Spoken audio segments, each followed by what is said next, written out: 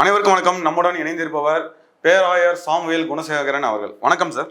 வணக்கங்க சார். இப்போ நேற்று எஸ்ஐஆர் வரைவு வெளியீடு இட்டிருக்காங்க. அதில் மொத்தம் பார்த்தீங்கன்னா அப்படியே தோராயமாக தமிழ்நாட்டில் 95 லட்சம் வாக்குகள் வித்தியாசம், வாக்குகள் இறந்தவங்க அப்படி இப்படிலாம் சொல்லிட்டு இருக்காங்க. அது உண்மைதானா? அந்த அளவுக்கு இருக்குது வாய்ப்பு இருக்கா?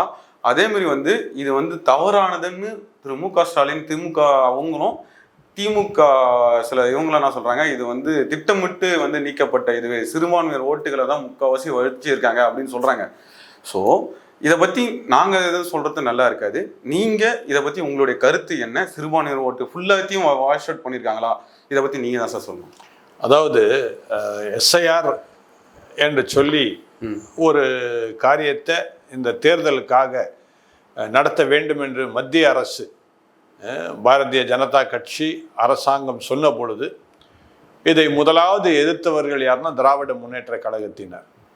இதற்கு ஏன் எதிர்த்தார்கள் என்பது தான் இப்போ நம்ம பார்த்துக்கிட்டே இருக்கிறோம். அதாவது மற்ற கட்சிகள் இதை குறித்து பெரிதாக இதை பேசவில்லை, ஏன் காங்கிரஸே இதை குறித்து எதுவும் பேசவில்லை.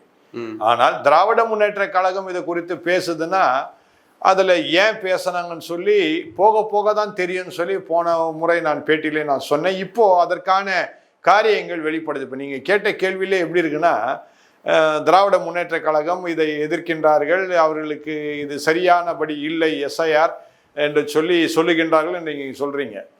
ஆனால் இன்னைக்கு நீங்கள் 98 லட்சம் சொல்கிறீங்க. ஏறக்குறைய 1 கோடி வாக்காளர்கள் தமிழ்நாட்டில் மட்டும் இல்லாமல் இருந்திருக்கிறாங்க. எஸ்ஐஆர் மூலமாக அது கண்டுபிடிக்கப்பட்டிருக்கின்றது. அப்போ அந்த 1 கோடி வாக்காளர்களும் போலி வாக்காளர்கள் மாதிரி தெரிகின்றது. இதுக்கு தான் கடந்த 1 மாதமாக, அதாவது நவம்பர் மாதம் 4ஆம் தேதியிலிருந்து டிசம்பர் மாதம் 4ஆம் தேதி வரைக்கும் வீடுதோறும் பிஎல்ஓ அவர்கள் சென்று யாரெல்லாம் வாக்குகள் இருக்கின்றது, யாரெல்லாம் வாக்காளர்கள் ஒவ்வொரு வீட்டிலும் இருக்கிறாங்க அப்படின்னு சொல்லி இருக்கின்றது. என்னுடைய மகளே போன முறை வாக்களித்தார்கள். ஆனால் இந்த முறை என் மகள் சென்னையில் இல்லை, ஆனால் அவங்களுடைய எல்லா விதமான அட்ரஸும் சென்னைக்கு உட்பட்டு என்னுடைய வீட்டில் தான் இருக்கின்றது. ஆதார் கார்டுலேருந்து லைசன்ஸ்லேருந்து எல்லாமே இங்கே இருக்கின்றது. அப்படி இருக்கும் பட்சத்தில் அருமையான பிஎல்ஓ சொன்ன ஒரு காரியம் என்னென்னா, உங்கள் மகள் உங்கள் வீட்டில் இல்லை, இப்போ அவங்க பெங்களூரில் இருக்கிறாங்க, அதனால் எப்படி சார் கட்டாயம் சேர்க்கணுமா அப்படின்னு ஒரு வார்த்தை கேட்டாங்க. உடனே நான் சொன்னேன், சேர்க்காதீங்கம்மா, ஏன்னா இப்படி தான் சட்டம் சொல்லுதுன்னா அந்த சட்டத்துக்கு உட்பட்டு நான் இருக்க விரும்புகின்றேன். ஏன்னா என் மகள் வந்து போய் கொண்டு இருக்கின்றாலே தவிர நிரந்தரமாக இந்த எங்களுடைய வீட்டில் இல்லை. ஏன்னா வேலை நிமித்தமாக பெங்களூர் பட்டணத்தில் அவள் இருக்கிறா. அதனால ஒருவேளை நிரந்தரமாக இங்கு இருந்தால்தான் நீங்கள் வாக்குகள் கொடுக்க உரிமை உண்டு என்று சொல்லி நீங்கள் சொல்லுவீங்கன்னா தாராளமாக பேரை எடுத்துருங்கன்ட்டேன். அதில் ஆலந்தூர் தொகுதியில் ஒரு வாக்காளர் போய்விட்டாருன்னு சொல்லி நான் எண்ணுகின்றேன், என்னுடைய வீட்டில் மட்டும்.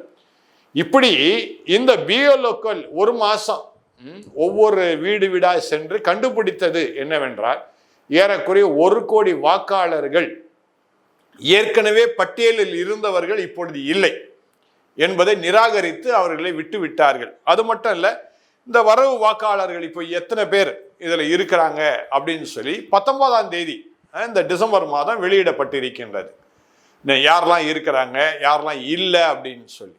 அடுத்தது 19ஆம் தேதியிலேருந்து மறுபடியும் 8ஆம் தேதி 2026 ஜனவரி மாதம் வரைக்கும் இப்போ தேர்தல் ஆணையம் ஒரு காரியத்தை சொல்லியிருக்கின்றால், யாருடைய பெயர்கள் சேர்க்கப்படலையோ, யாருடைய பெயர்கள் நீக்கப்பட்டது என்று நீங்கள் நினைக்கின்றீங்களோ அவங்களாம் என்ன பண்ணலாம், நீங்கள் ஒருவேளை இதில் மீண்டும் இணைத்து கொள்ளலாம். ஒருவேளை சிலர் டிரான்ஸ்ஃபர் ஆகி வேறு இடத்துலேருந்து இந்த பகுதிக்கு வந்திருப்பாங்க. இனிமேல் நீங்கள் ஒருவேளை வீடுகளை காலி செய்து வந்திருப்பாங்க. இப்போ என் வீட்டிலோட வாடகைக்கு இருக்கிறாங்க, அடுத்த ஒருத்தர் வீடு வாங்கிட்டு வந்தாங்க. இவங்க என்ன சொன்னாங்கன்னா, நாங்கள் வேற ஒரு தொகுதியில் இருக்கோம், நாங்கள் மாற்றிக்கொள்ளலாமா? தாராளமாக மாற்றிக்கொள்ளலாம். எப்பொழுது? 18ஆம் தேதி டிசம்பரிலிருந்து 2026 ஜனவரி 8ஆம் தேதி கூட நீங்கள் மாற்றிக்கொள்ளலாம் என்று சொல்லி நான் அவரிடத்தில் சொன்னேன். அவங்களும் சந்தோஷமாக ஏற்றுக்கொண்டார்கள். ஆக இந்த காரியங்கள் இதெல்லாம் நல்லது தானே என்று சொல்லி நான் சொல்ல வரேன். அது மட்டும் இல்லை, இப்போ இதெல்லாம் சரியாக இருக்கின்றதா என்று சொல்லி ஜனவரி மாதம் 2026 31ஆம் தேதி வரைக்கும் சரி பார்த்தல் என்று சொல்லி எதெல்லாம் சரியா இருக்குது, எதெல்லாம் நிராகரிக்கப்பட வேண்டும் என்பதை இப்போ இந்த தேர்தல் ஆணையம் மற்றும் அரசாங்கம் சேர்ந்து செய்ய வேண்டிய ஒரு காரியம். ஆகவே ஜனவரி மாதம் 31ஆம் தேதி வரைக்கும் 2026 வரைக்கும் நமக்கு நேரம் இருக்கின்றது. ஆகவே ஒருவேளை விடுபட்டு போச்சு, வேணே என்னுடைய வாக்குறுதியை நான் வாக்கு செலுத்த விரும்புகின்றேன், என்னுடைய பேர் விடுபட்டு இருக்கின்றது என்று சொல்லி நீங்கள் சொல்வீர்களால் தாராளமாக நீங்கள் சேர்த்துக் கொள்ளலாம்.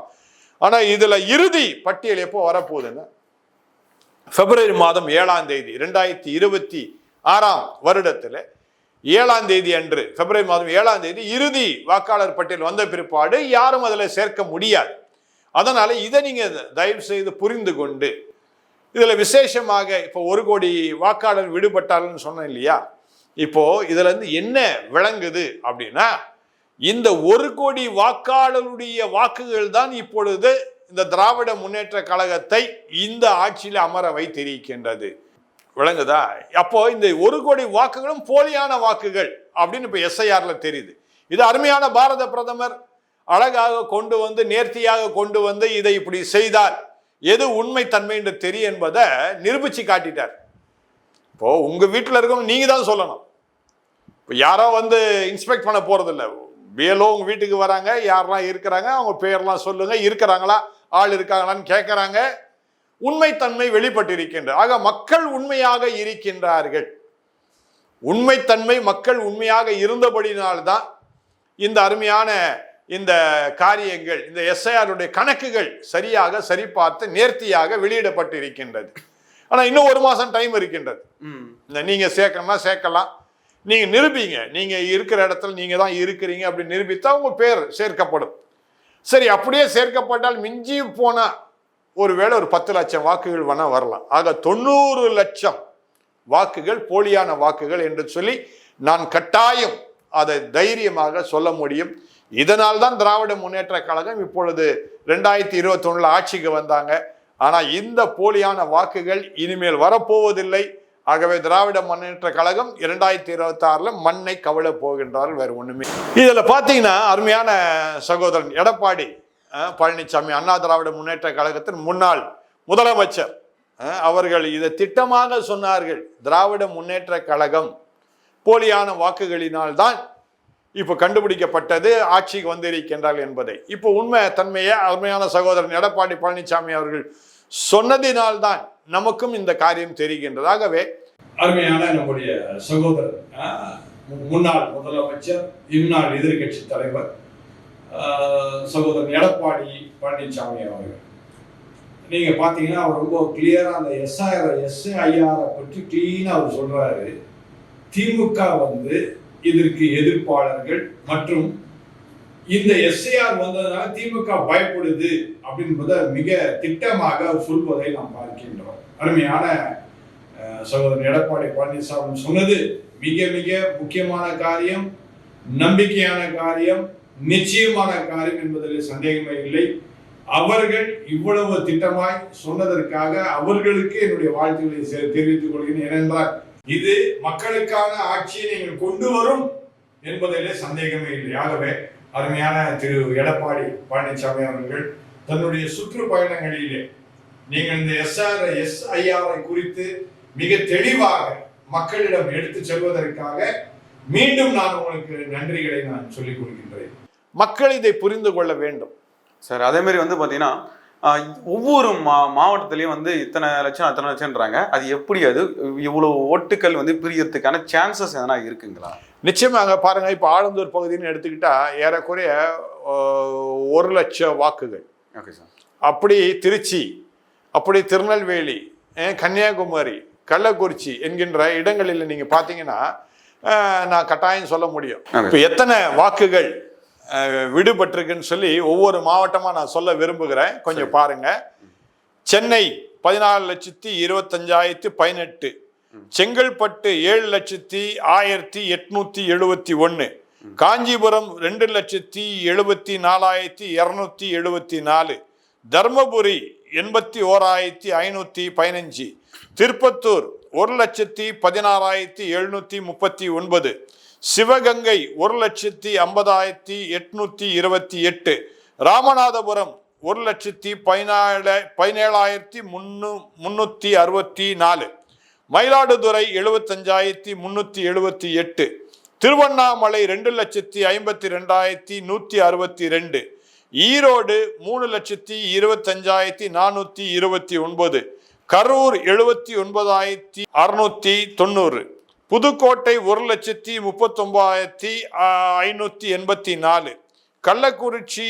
84,329, விருதுநகர் 1,89,964, சேலம் 3,62,429, மதுரை 3,80,474, ராணிப்பேட்டை 1,45,157, திருப்பூர் 5,63,785, தஞ்சாவூர் 2,06,503, விழுப்புரம் 1,82,865, நெல்லை 2,16,966, பெரம்பலூர் 49,548, நீலகிரி 56,091, நாகை 57,338, திருச்சி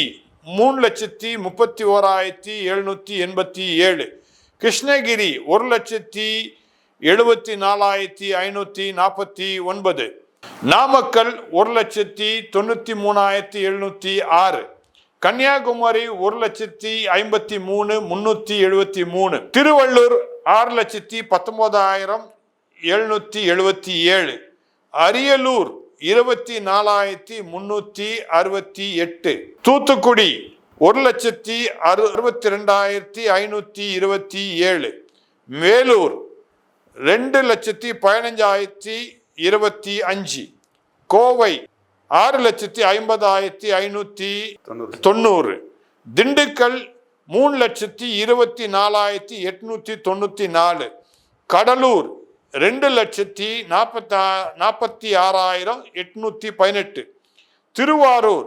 1,29,480, தேனி 1,25,739, தென்காசி 1,51,902.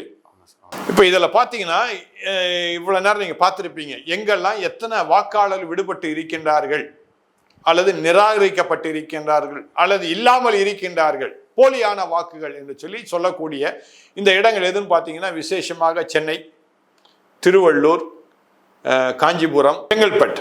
ஆக இதெல்லாம் சென்னைக்கு சுற்றி உள்ள முக்கியமான பகுதிகள். இதில் ஒவ்வொரு முறையும் நம்ம எல்லாரும் என்ன நினைப்போம், திராவிட முன்னேற்ற கழகம் உடைய கோட்டை சென்னை அப்படின்னு நம்ம நினைப்போம். இப்போ தெரிஞ்சு போச்சா, எஸ்ஐஆர் மூலமாக இந்த கோட்டை டோட்டலாக சிதைக்கப்பட்டு விட்டது, முடிஞ்சு போச்சு, கோட்டை காலி.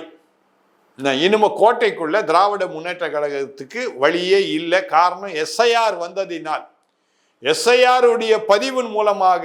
இது எஸ்ஐஆர்னா என்னமோ பாரத பிரதமர் தமிழ்நாட்டில் உள்ள மக்களுக்கெல்லாம் வாக்கு கொடுக்கக்கூடாதுன்றதுக்காக அவர் கொண்டு வரல. ஒவ்வொருத்தரும் பேங்க்ல நீங்க அக்கௌண்ட் வச்சிருப்பீங்க, அதுல வர்றதோடு என்ன பண்ணுவாங்க, கேஒய்சின்னு சொல்லுவாங்க. உங்களுடைய அக்கௌண்ட்டை தெரிந்து கொள்வதற்கு உங்கள் அக்கௌண்ட்ல இருக்கின்ற நீங்க கொடுத்த ஆதார், பேன் கார்டு இதெல்லாம் சரியாக சரிபார்த்தல். உங்களோட அக்கௌண்ட் எப்படி சரிபார்க்கிறாங்க, அதே மாதிரி 5 வருஷத்துக்கு ஒரு தடவை தேர்தல் வருகின்றது.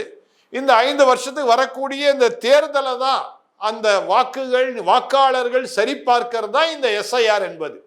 ஆகவே எஸ்ஐஆர்னு சொல்லி உங்களை குழப்பி கொண்டு இருக்கின்ற இந்த திராவிட முன்னேற்ற கழகத்தை வன்மையாக நான் கண்டிக்கின்றேன். மத்திய அரசு கொண்டு வரும் திட்டங்கள், மத்திய அரசு கொண்டு வரும் காரியங்களை செய்வதற்காக தான் மாநில அரசு இருக்கின்றதை தவிர அதை எதிர்ப்பதற்கோ நிராகரிப்பதற்கோ மாநில அரசுக்கு உரிமை கிடையாது. ஏன்னா இது மக்களுக்கான காரியம். இதை தயவு செய்து மக்களும் புரிந்து கொள்ள வேண்டும். ஆகவே ஏறக்குறைய இப்ப நான் வாசிற உங்களுக்கே தெரியும், ஏறக்குறைய 1 கோடி, ஒரு 98 அல்லது 99 லட்சமா இருந்தாலும் ஏறக்குறைய 1 கோடி வாக்காளர்கள் போலியானவர்கள் என்பதை எஸ்ஐஆர் மூலமாக கண்டுபிடிக்கப்பட்டுள்ளது. ஆகவே வரும் சட்டசபை தேர்தலிலே 2026 தேர்தலில் இந்த திராவிட முன்னேற்ற கழகம் எத்தனை போலியான காரியங்களை செய்திருக்கின்றால் என்பதை இந்த உண்மைத்தன்மை எஸ்ஐஆர் மூலமாக நமக்கு தெரிந்தபடியினாலே திராவிட முன்னேற்ற கழகத்தின் எதிராக உங்களுடைய வாக்குகளை நீங்கள் கொடுக்குமாறு அன்புடன் நான் கேட்டுக்கொள்கின்றேன். ஓகே சார், நிறைய தகவல்களை பகிர்ந்தமைக்கு ரொம்ப நன்றி சார். நன்றி, வணக்கம். தொடர்ந்து பேசுவோம் சார். நன்றி.